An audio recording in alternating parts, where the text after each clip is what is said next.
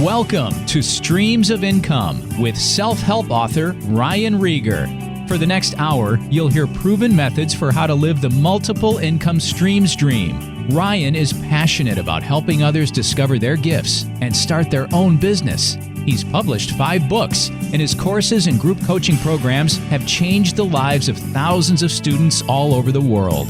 Ryan's books include Private Label, The Easy Way, Finding Your Grace Place, and his latest, Streams of Income. And now, here's your host, Ryan Rieger.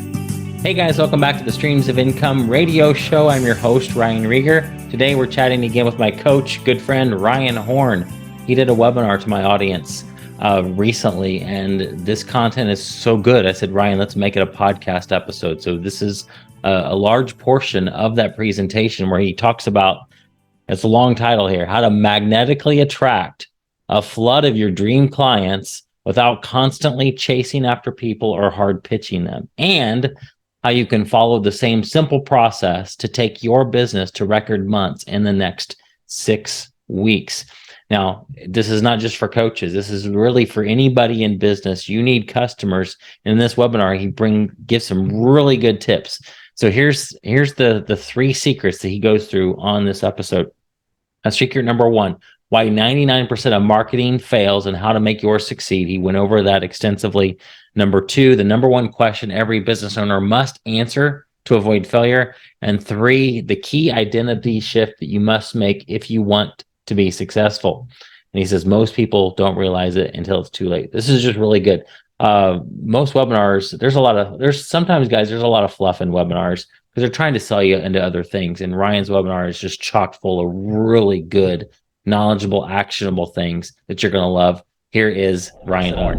Well, guys, this is my buddy, good friend. He's also my coach, Ryan Horn. Now, listen to this video reminded me that I need to do a testimonial for you as well. We've been working together for a few months now, and there's just a lot of changes. And I actually lost 10 pounds. I don't know if anybody, my son was walking in here as asking me questions, so I don't know if anybody talked about, those types of goals, but that's always been something for me that's been a struggle, is my weight. And not that I'm like obese or anything, but just I know that's an area that I need to get under control. I'll be 48 in August, guys, and I have a 6-year-old. So I want to be healthy. And so this guy's helped me through all of that stuff, because he used to be a fitness coach actually as well. But one thing I would just say is just help me focus, help me get clear about my goals, help me get clear about what I need to do. And you do it in such a way, you just ask great questions, and you're pulling the things out of me that helps me then, okay, now I know what to do, and now I know what to get to work on. So appreciate you, man. Appreciate you doing this, and I'm excited to do it. So let me just share you got an awesome bio, guys. You need to listen. While he's talking, I'll find the episode he was on of my podcast, because you can hear his story deeper. It's so cool. But he went from being broke and working 12-hour night shifts at a metal factory while sleeping on his aunt's couch prior to becoming an award-winning entrepreneur and peak performance coach, in-demand speaker, and co-author of a best-selling book and top-rated podcast host. He's got some amazing guests on his podcast. I look at his guests and I think those are the ones that I just need to reach out and get on mine. But he shared the world stage with world-class leaders like Jack Canfield, James Malinchak, and Nick Unsworth. And he lives in Minnesota. I don't know why. Because we're always talking about the weather, how cold it is up there. And he's married to Brittany, his beautiful wife. So Ryan, thank you for being on with me, man. I appreciate you doing this, and I'm eager to learn. Thank you so much for that awesome intro. And hey, right now it's not bad to be living in Minnesota, right? That's right. It's probably beautiful now. Summer, we get tricked into why we live in Minnesota, and then all winter long, I'm like, man, should go on vacation somewhere. So thank you for that intro, Ryan. It's been a pleasure knowing you for the last year, maybe a year and a half or so, however long we've known each other. And I appreciate the opportunity to come on and share a little bit with your audience. And I am really excited about this. So without further ado, I'm going to jump in. You're going to get to hear a little bit of my story that Ryan kind of touched on. But let's go ahead and get started. So today, this is all about So this is all about how to magnetically attract a flood of your dream clients without constantly chasing after people or hard pitching them, and how you can follow the same simple process to take your business to record months in the next 6 weeks. And I don't know about you, but I hate trying to chase after people, right? It's not very fun. You're going to get to hear my story of I had no idea what I was doing in the beginning, which is why I was making no money. And I'm excited to share that with you guys. So during this training, you're going to discover 3 main things. Secret number 1 is why 99% of marketing fails and how to make yours succeed. Secret number 2, the number 1 question every business owner must answer to avoid failure. And secret number 3, the key identity shift you must make if you want to be successful. And most people do not realize this until it's too late, until they've already quit their business, moved on to something else or whatever, right? So that's what we're going to be talking about today, guys. I am super excited for this. I've been working really hard on this presentation, and I'm ready to bring you guys the goods. So real quick before we get started, just a little bit more background. Ryan alluded to some of this stuff and touched on it, but and by the way, I'm not sharing all this stuff to try to be like, hey, look at me, I'm awesome, or to try to impress you. It's just to try to impress upon you the fact that I did not just throw this stuff together yesterday. I didn't just learn this stuff yesterday. I've been around for a while. I've been an entrepreneur for the last 12 years. My wife and I, between the two of us, have started 5 separate businesses, and I have really, really sought out to learn from and invest in the best of the best. And so as you can see on this screen here, I'll just quickly kind of go through this. A lot of you guys probably recognize a lot of these people. This is Russell Brunson right here, of course, co-founder of ClickFunnels. And not too long ago, his company was valued at $1.5 billion. Pretty crazy, right? $1.5 billion. And he was considering selling it for that. But this was an event I was at with Russell. I got to meet him. I've been in some of his highest level coaching programs, learned an absolute ton from him. James Malinchak right here. As Ryan said, I've had the opportunity to share the stage with him, which is amazing. But really over the last 3 years, I've actually gotten to know him as a person, as a friend. I've had him on my podcast, one of the top speaker trainers in the world, one of the top marketers in the world. Jack Canfield right here. Also had the opportunity to share a stage with him, which is pretty amazing. And if you don't know who Jack Canfield is, Chicken Soup for the Soul book series, and he has sold over 1 billion books, which is mind-blowing to me. Like that is insane. So he knows a thing or two about sales and marketing. Joe Theismann over here, Super Bowl winning quarterback, and former quarterback, I should say. He's no longer playing, but amazing guy, amazing speaker, a mastermind that I was a part of. I got the opportunity to meet Joe and then have lunch with him, get to ask him questions, which was really, really amazing. Brian Delaney down here, Tony Robbins called him one of the top marketers in the world, and he certainly is. I've learned a ton from him. I was in a mastermind with him for a while. Also interviewed Brian on my podcast. This guy right here is Zach Benson. I got to hang out, have lunch with him and ask him a bunch of questions. So another amazing, incredible guy. And a lot of guys on this screen have actually hired Zach to help them with their marketing, and in particular with how to grow their Instagram. So Russell Brunson hired him. Craig Ballantyne, you're going to hear a little bit more about Craig and a little bit of the story behind this picture, even as I share my backstory. So this was back in, I think, January 2015. This was in Miami, Florida, which great time to get away from Minnesota. And this was back when I really was just starting to have some success and just starting to learn things. So Craig, an incredible marketer, 8-figure entrepreneur, learned a ton from him. Nick Unsworth right here has become a friend. I was in his highest level mastermind, and amazing guy, another 8-figure entrepreneur. And then the last one right here. So you get to see my beautiful wife, Brittany, right here in the middle. And then the guy over here on the left, this is Riley Meek. So he is known as the $100 million man. And I don't know if there's anything to say other than that, other than he's an amazing guy. Now, he started, I think, 7 or 8 different businesses that have all went to either 7 or 8 figures within the first 6 months or less. I also got the opportunity to interview Riley on my podcast, and just so much wisdom, amazing marketer, but an even better guy. And also I've had the chance to interview Nick Unsworth on my podcast. So really, again, I say all that, I'm not trying to impress and brag to you guys, just to impress upon you that what I'm about to share, you're going to want to pay attention. You're going to want to take notes on it, because this is not just some stuff that I read in a book yesterday. I've been living this the last 12 years, and I have been really seeking to learn from the best of the best. And so here's another picture for you. So I've been to a ton of different conferences. So again, I think I shared, that's where I met some of these people, started relationships with some of those people, invested in high-level programs at some of these. This was the very first conference actually that I ever went to, really personal development wise or business wise. This was Tony Robbins, UPW, Unleash the Power Within. Total game changer for me. And if you look closely at some of these, you see a lot of Tony Robbins conferences. I think I've been to 10 or 12 of them now over the last 5, 6 years, 7 years. Amazing. But I've been to tons of others as well. Brendan Bouchard, you name it, I've probably been to it. And as Ryan mentioned in the intro, so I got an opportunity to co-author a best-selling book along with Nick Unsworth, James Malinchak, some of the guys I was just mentioning, and some other entrepreneurs. And so some of the feedback, or some of the, let's see, clicker's not working. There we go. So some of the testimonials for that book are from some people you probably have heard of before. So I'm not going to read through all of these, but Kevin Harrington, original shark on the hit TV show Shark Tank, inventor of the infomercial, over $5 billion in sales on TV.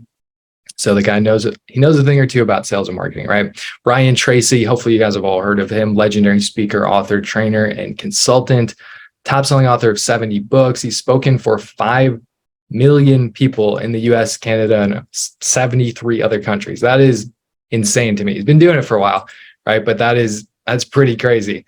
And so, and a couple others here too. Joe Theismann, I showed you a picture of him, former NFL Super Bowl winning quarterback, great speaker, great guy. And then John Assaraf. So super, super successful guy, super smart guy, New York Times best-selling author, co-author in the hit movie, The Secret. So again, guys, not sharing that to brag. I'm not saying, hey, look how awesome I am.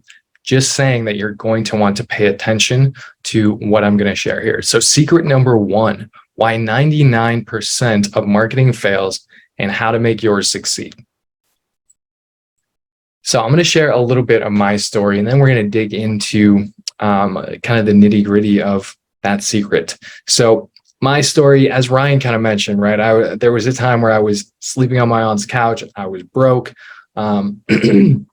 And for me, I've been an entrepreneur for a long time. So I born and raised in Minnesota, northern Minnesota, originally, tiny little town. And when I was 11, I literally went door to door around selling these like 2-year reversible calendars to my neighbors, and like went up to the grocery store and the bank.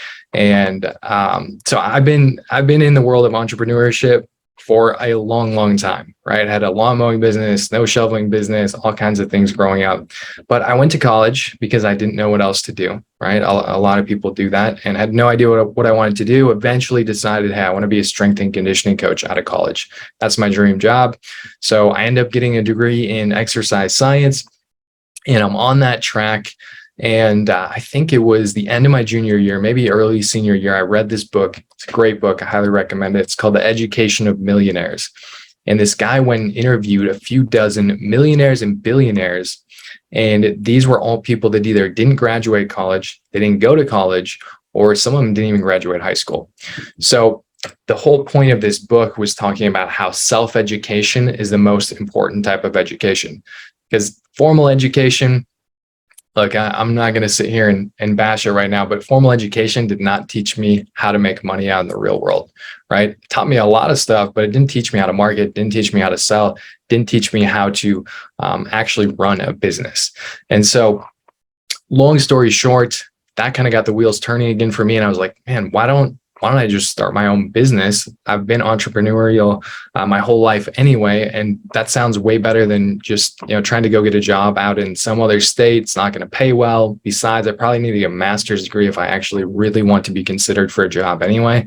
Really didn't want to go to more school. So my plan was, let me go start a personal training business, and it's going to be great. I'll make as much money as I want. I'll work whatever hours I want, and life will be amazing, right? So how many of you guys know that it didn't turn out quite like that, right? So I moved down to the Twin Cities here in Minnesota, which is still where I live to this day.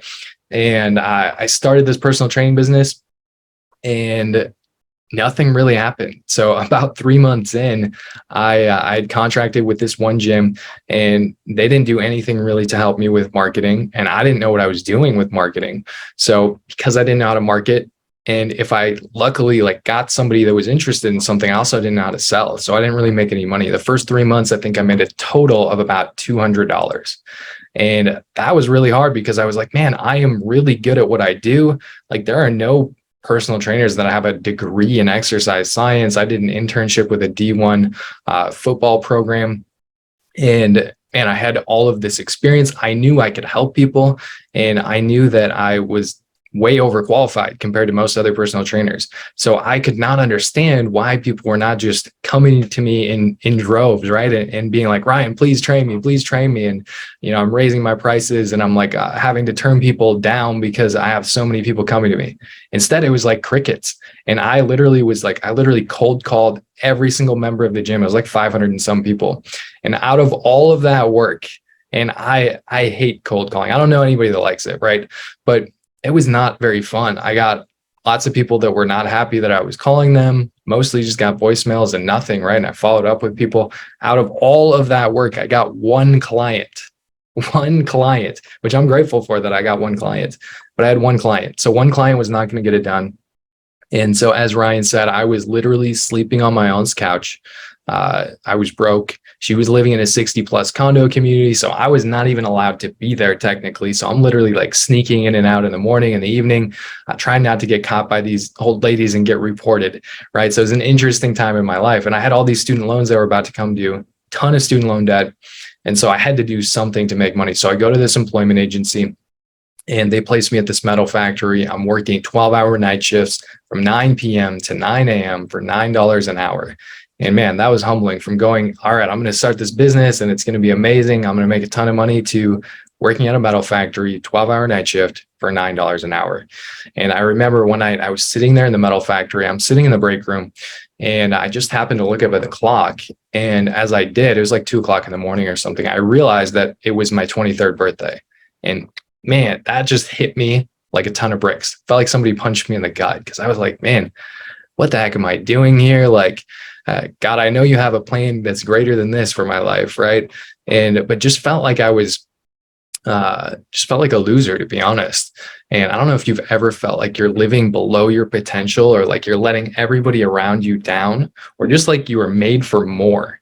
But that is exactly how I felt. And it didn't feel very good, right? So if I'm honest, I sat there probably for 15 or so minutes and just felt sorry for myself. But then I made a really, really powerful decision. And that powerful decision was that I don't have to just sit here and take it. If I do that, I'm going to be sitting here again next year on my 24th birthday and maybe beyond, right? So I made a powerful decision that I was going to go out and learn the skills that I knew were missing, which was primarily marketing and sales, and whatever else I needed to do to become successful in my business or die trying. And so, long story short, I finished out that shift at the metal factory. I went out and doubled down on personal development and found a mentor who helped me start to learn how to market and how to sell. And within about 4 months, I was making enough money to leave my aunt's place. So no more sneaking in and out, trying not to get caught.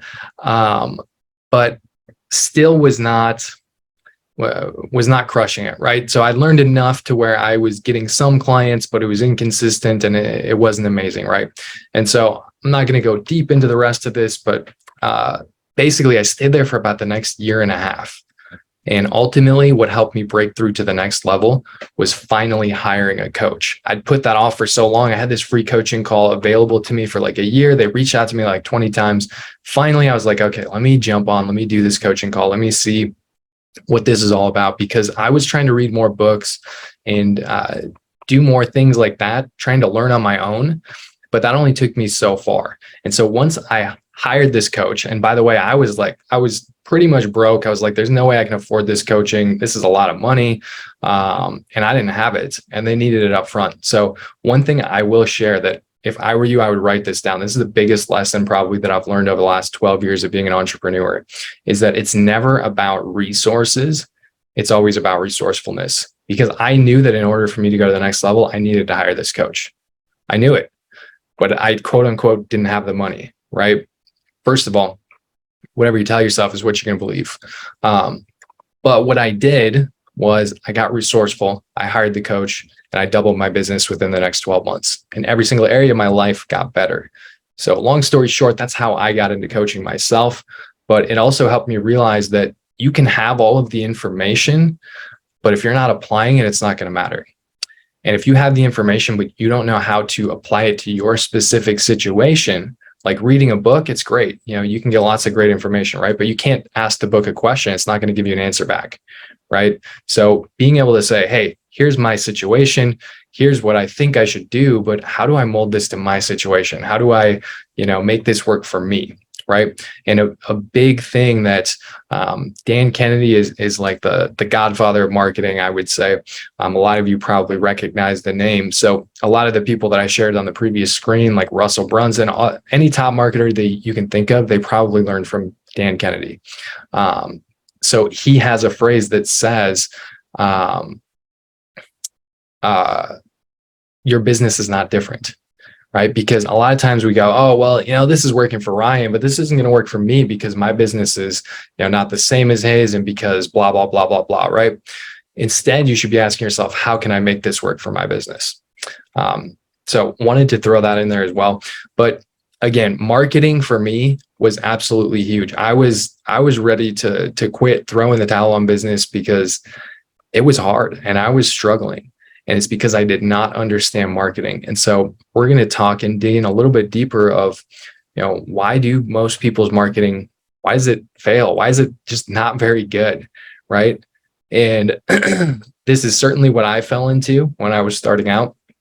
And still at times I do, and I have in the not too recent past, right? So it's always important to continue sharpening your saw. But long story short, learning how to market was absolutely key to me hitting all those accolades that Ryan mentioned, right? It's picture me here getting an award as an entrepreneur, all of the other things I've been able to accomplish. If I didn't learn how to market, never would have happened. I would have had to probably have just a regular job just to survive. Who knows? Maybe I'd still be at the metal factory. So what if everything you've ever been told about growing a business was wrong? I know for me, it certainly was. When I was starting out, everything that I believed about what you need to do to grow a business and about all of those different things, it was wrong. It was dead wrong. And here's the thing. Here's another thing that you may want to write down. Just because the majority of people are doing something doesn't mean it's the right thing to do. In fact, most of the time it's the wrong thing to do, because if you look at the average person, they're not very successful. They're not making very much money. They're not in very good shape. They don't have very good relationships. So you don't want to be average, right? You don't want to, if you see 80% of people going right, you should probably go left. But here's the thing. So a lot of people, you see commercials and you see big corporations and their advertising, but big corporations are very, very different and they have very different goals than you as a small business owner, you as a solo entrepreneur. It's very, very different. So big corporations, here's their agenda for advertising and marketing. And this is basically in order, right? Number one is please and appease its board of directors. And most of those people don't know a lot about marketing, but they have a lot of opinions, right? So if you're a public company, that's part of the deal. Number two, please and appease its stockholders. Number three, look good and look appropriate as a business to Wall Street, look good and look appropriate to the media, build brand identity, win awards for advertising. So this is really funny. I heard a story maybe a year or two ago about an ad. I don't know when this was from. I think this was a while ago, and I think it was Nissan. They put out this advertisement that won them a bunch of advertising awards for most creative ad or something like that. But the ad totally bombed. It didn't make them money. It lost them a ton of money, right? So it doesn't matter how many awards you win. That doesn't mean you're going to be making money. And then lastly is sell something, right? And the other thing with big corporations is they have tons and tons and tons of money set aside for marketing, right? You as a small business owner or you as a solo entrepreneur, you probably don't have that, right? I certainly didn't. I had no money for advertising when I was getting started. So your agenda is sell something and sell it now, right? So two very different agendas. So if you're trying to use the same strategies and tactics that these big corporations are using for yourself, you're going to be in trouble because it's probably not going to work very well. You may build some brand awareness, but brand awareness does not sell, at least not right away, right? So if you're Coca-Cola and you're spending millions and millions of dollars on Super Bowl ads, right? If you go look at those ads, they're not really directly trying to sell something. They're not trying to get somebody to watch the ad and then immediately go to the store and buy a Coke, right? They're trying to build brand awareness. And again, all these other things that I mentioned, right? So for you, if you spend millions of dollars on an ad for the Super Bowl, or let's say even thousands of dollars on a radio ad or local TV ad or something like that, you need to sell something and you need to sell it now or you're about to lose a bunch of money, right? So two very different ways of thinking and two very different ways of marketing. And again, most people, myself included, I was trying to market the way big corporations marketed. That's why it wasn't working. And that's why I was very frustrated. So why most marketing fails? Here's the thing. I already mentioned this. Most people, they try to copy everybody else. They look and say, okay, well, I'm an e-commerce seller. So let me just look and see what every other e-commerce seller is doing. That must be working because everybody else is doing it, right? And that's a bad way of doing it. Or, hey, I'm a coach. Let me look and see what every other coach is doing, right? Again, most people are not successful. Most people are going to go out of business relatively quickly. Most businesses do not last. So you should not just be looking around to your left and right and, oh, everybody else is kind of doing this. So let me just try to do my own version of this, right? Again, branding versus direct response. So we're going to be talking a lot about direct response marketing. And it's exactly what it sounds like. You're marketing to get a direct response versus branding is, if you're Coca-Cola, let's just show tons of commercials of, somebody that's happy, that's drinking a Coke. So hopefully if we show that to them enough times, they're going to think in their mind, when they think about Coke, they're going to be happy, right? And then eventually sometime they're going to buy some of our product, right? Very, very different. Trying to speak to everybody instead of a specific person, right? When you can niche down and you're speaking to a specific person, then that person is going to feel really heard, right? If you're trying to speak to everybody, you're actually going to be speaking to nobody because you're going to have to speak in such a general terms that it's not going to connect with anybody, right?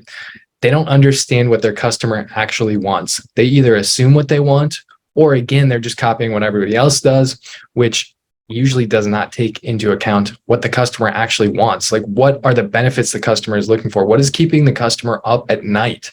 Like, if you can ask and answer those questions, that's how you can come up with great marketing.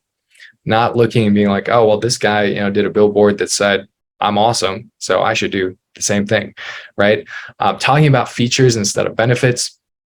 Features are, like the specifications, right? I could say this training is going to be 60 minutes long, right? That's a feature. Nobody really cares about that. You care about the benefit, right? What are the benefits? The benefit is the headline. The benefit is in the 3 secrets that I said, right? Why most marketing fails and what you can do to make sure yours doesn't, right? The reason that you're on this is because in some of the marketing messages that were sent out to you, something clicked in your brain and you're like, hey, I want that, right? So features, people don't care about. Benefits, people do care about. Using too much technobabble, right? What is technobabble? It's when you're in a particular industry, usually there's specific language that gets used there and maybe acronyms and stuff. Like I was just talking with an insurance agent that I coach last week. No, it was a couple of days ago. And he was throwing out all these acronyms and this stuff. And I literally had to ask him like every 5 seconds, what does that mean? Because I had no idea, right? So if you're marketing and your customer needs to ask you all the time, hey, what does that mean? Or what is that? Or they don't understand, then they're not going to be interested in what you have because they're going to be confused. And a confused person never buys. So what to do instead? So number one, you have to identify your target market. Who is your who? Again, if you're trying to speak to everybody, you're going to end up speaking to nobody, right? And you don't want that, because there is so much marketing noise out there in the world today, more than ever, especially with online, right? I think I saw a statistic not too long ago that the average person sees, I don't remember the specific number, but it was thousands of marketing messages every single day. So if you're not speaking directly to somebody, you're not going to stand out. You're just going to be more noise in the crowd, right? Make an offer. Missing the R there, but make an offer.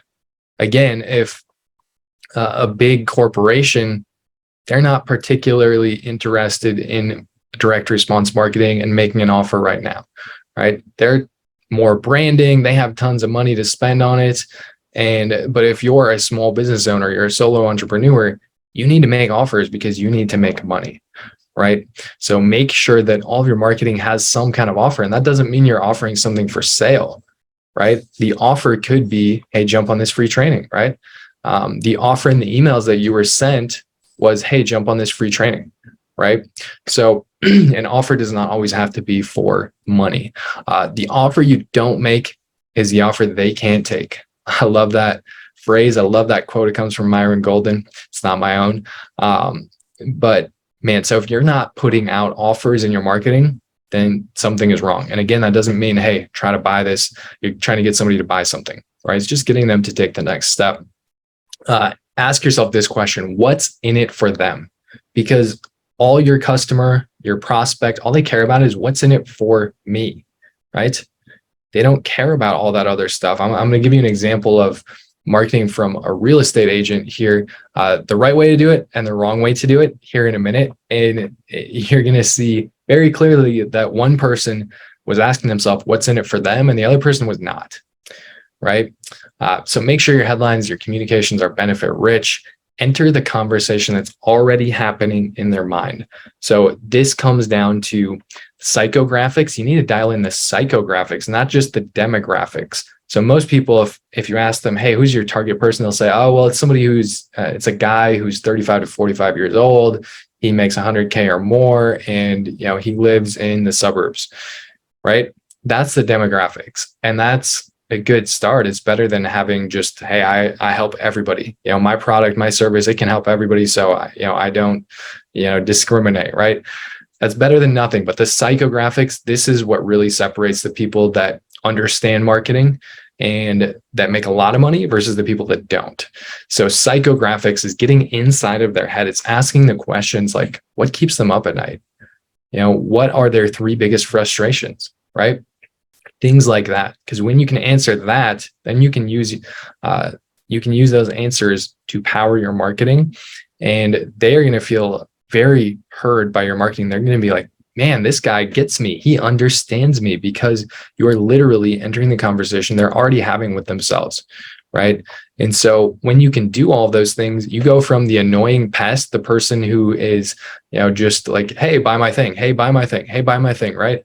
I get tons of DMs, I'm sure you do as well, on social media all the time, right? With people just reaching out and saying, hey, I have this amazing thing. You want to buy it? Hey, I have this amazing thing. You want to buy it? Right? It doesn't work very well.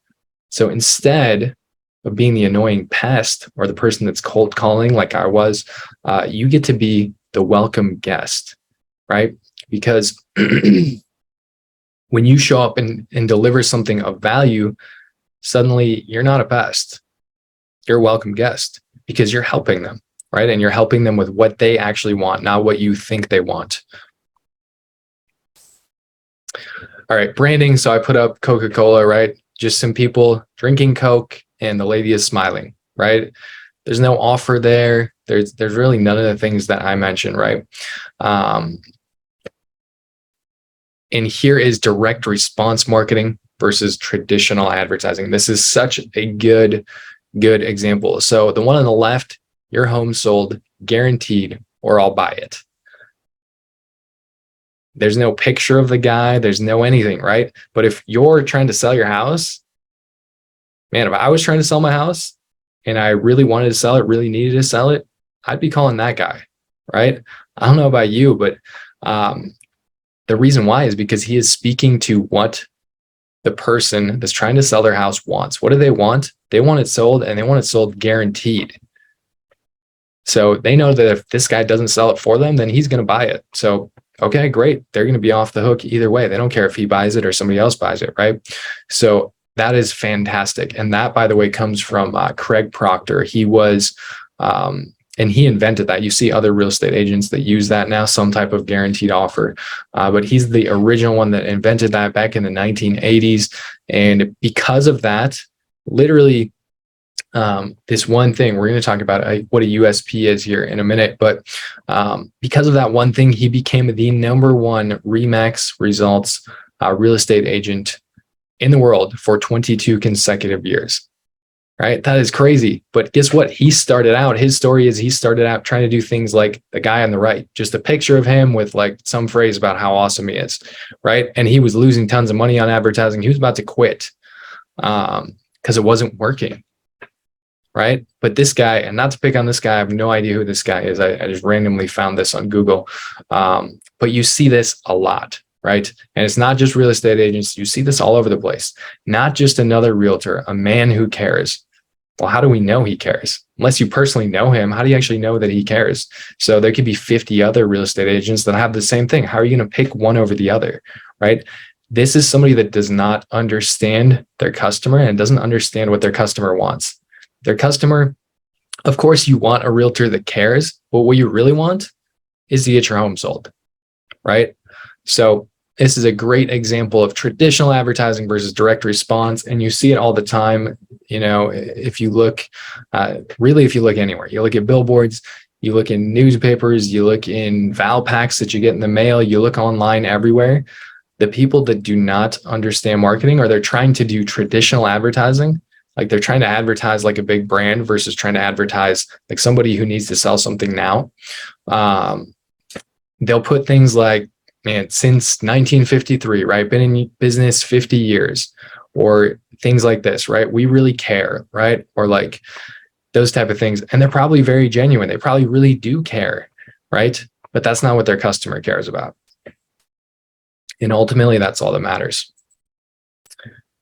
So if it doesn't work, why do they keep doing it, right? This is because the definition of insanity is, if it doesn't work, why would you keep doing it, right?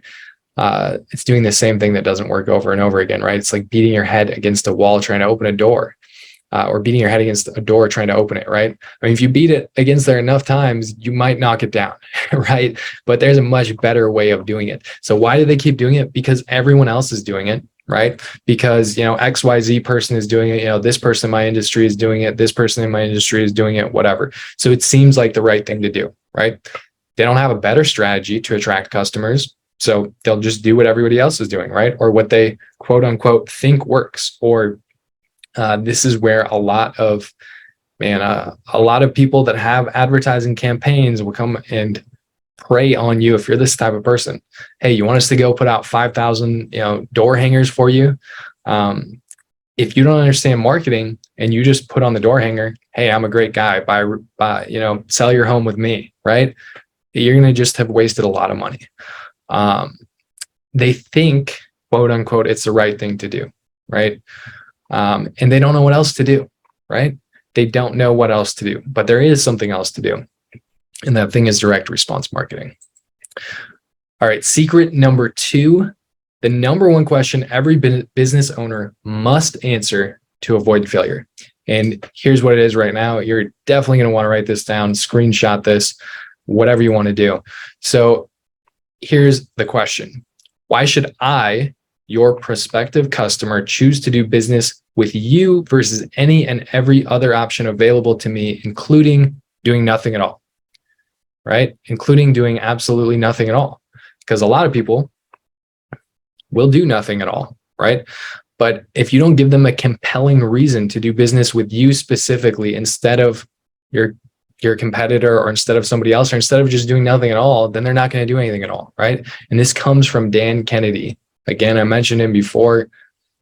Legend of marketing. He's like 70 years old now. He's been in direct response marketing for like 50 years. He's taught the best of the best. Anybody that you could name right now and say, hey, he's a top marketer, you probably learned from Dan Kennedy. All right. And this question alone, if you come up with a great answer to this question alone will transform your business. It will transform your business. All right. So what is a USP? I mentioned that before. Unique selling proposition. And it is the answer to the question that I just gave you. I put it here again. So if you didn't get it all written down, make sure you do that right now. But it is so powerful. In a few examples here, I'm curious to know if anybody recognizes any of these examples and they know where it comes from. I purposely did not put the company on here. So fresh hot pizza delivered in 30 minutes or less, guaranteed. Anybody know? If you know where that comes from or what business that's from, type it in the chat. I'd love to see if anybody knows that. When it absolutely positively has to be there overnight, Domino's, yep. A couple of people got Domino's, yep, for that one. When it absolutely positively has to be there overnight, anybody know that one? FedEx, yep, FedEx. And last one, 15 minutes could save you 15% or more on your car insurance. Probably a lot of people know that one, right? That one is Geico, yep, correct. Yeah, so these are great examples. And this is not common, right? Because these are big businesses, but they have benefit-rich USPs, right? It is a good reason to do business with them versus nobody at all, right? Imagine if FedEx just had, been in business 50 years, right? Well, you don't care about that. If you want to make sure that it gets there overnight, that's what you care about. If they have a guarantee that they're going to get it there overnight and you need something overnight, you're going to go with FedEx. If you want fresh hot pizza in 30 minutes or less, guaranteed, or it's free, then you're going to go with Domino's, right? So it is super powerful. And the majority of people do not have anything like this in their business. And it's a big reason why they're struggling. So I'm going to tell a quick little story about Domino's. Some of you may know a little bit of this. Some of you may not. It started way back in 1960 in Michigan, two brothers. And 8 months in, they were struggling. Things were not really working out that great. So one of the brothers literally traded his half in the stake of the business for a Volkswagen Beetle. And I think it was the car that they were using to deliver pizzas, starting out with. And my guess is he wishes that he would not have done that, right? And I don't know exactly how that worked out later on, but as you know, Domino's household brand and made a ton of money since then. But here's what they did to go from struggling to successful. They created that amazing USP that I put on the last page, right? Fresh hot pizza in 30 minutes or less, guaranteed. And they really understood who their customer was. They understood their market. They had a great market to message match because their first location was right on the edge of a college campus. All right. Now, college kids, late at night, they want pizza. What do they care about? They want it fresh, they want it hot, and they want it fast, right? That's really all they care about. If you notice in that USP, it says nothing about how high quality it is. It doesn't say, we have the best cheese. It doesn't say, anything about that whatsoever. But they understood who they were selling to. They had a great market to message match. Now they have over 18,800 locations in 85 countries. In 2021, they did $4.3 billion in revenue. So I'm guessing the brother wishes that he would have not traded his half of the business for the Volkswagen Beetle. But the reason I tell that story is because having a great USP is extremely powerful and it sets you apart. So my question to you is, do you have a USP? Do you have a USP or anything like it, or not really? Because if you don't, you need to get one, and you need to get one ASAP. All right, secret number 3, the key identity shift that you must make if you want to be successful. And again, most people do not realize this until it's too late, until they're already out of business, they've already moved on to the next thing, whatever. And this was certainly true with me. I did not understand this for a long time. And here's a great quote, Joe Polish, amazing marketer, extremely successful. And oh, by the way, student of Dan Kennedy's. There is no relationship between being good, and what he's talking about is being good at what you do and getting paid. But there's a huge relationship between being good at marketing and how much you get paid. And I could not agree more, because for me, again, going back to my story, I told you guys right out of college, I was way overqualified. I was more qualified than probably 99.99% of personal trainers ever. I understood things at a much deeper level than the majority of people in personal training. I could get people results. I did this internship with a Division I football program. Like, I knew my stuff, and I knew that I could help people. And that's why it was so frustrating that they weren't coming to me, because I knew I could help them. Right. And I knew that there were other trainers out there. I could look around and see other people that were successful that didn't know half as much as me. But guess what they did know? They did know how to market. And so here's the thing. You can have the best product or the best service in the world and still be broke. You can be a great salesperson and still be broke. Because if you don't have anybody coming to you, then you have nobody to sell. Right? You can be the most positive person around and still be broke. You can be the most motivated person on the planet and still be broke. You can be working way harder than everybody else and still be broke. Right? You can provide great value, great service, great expertise, and still be broke. So how do you avoid being broke? You get good at marketing. And I'm not saying, by the way, that you should not be good at what you do. You should be very good at what you do. But if you're not also very good at marketing, you're probably not going to be making very much money. And that's just the bottom line. So here's the thing. Most people start a business because they are good at that particular skill, right? I knew that I was good at getting people results and helping them transform their bodies, right? I knew I was good at that. So naturally, I was like, why don't I start a business, right? But the thing is, I didn't understand marketing. So being good at your skill is not enough. So it doesn't matter if you're the best coach. It doesn't matter if you're the best chiropractor, the best whatever. If you do not understand marketing, and you don't understand, in particular, direct response marketing, because if you try to market the wrong way, like we've already seen, you're going to end up broke and very frustrated. So here's the thing. You are not whatever you think you are, right? If you're a coach, you're not a coach. If you're an e-com seller, you're not an e-com seller. If you're a chiropractor, you're not a chiropractor. The identity shift that you have to make is that you need to become a marketer of whatever it is that you do. Right? So you have to be a marketer of coaching services. You have to be a marketer of e-com products. You have to be a marketer of chiropractic services, right?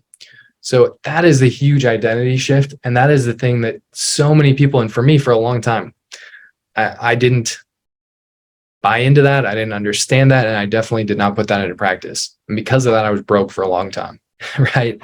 So again, I'm not saying do not be a great coach. You should be a great coach or a great whatever it is that you do. You should be great at it, right? But being great at it, again, that doesn't mean you're going to get paid great. So you need to be great at what you do, but you also need to understand and learn how to do direct response marketing.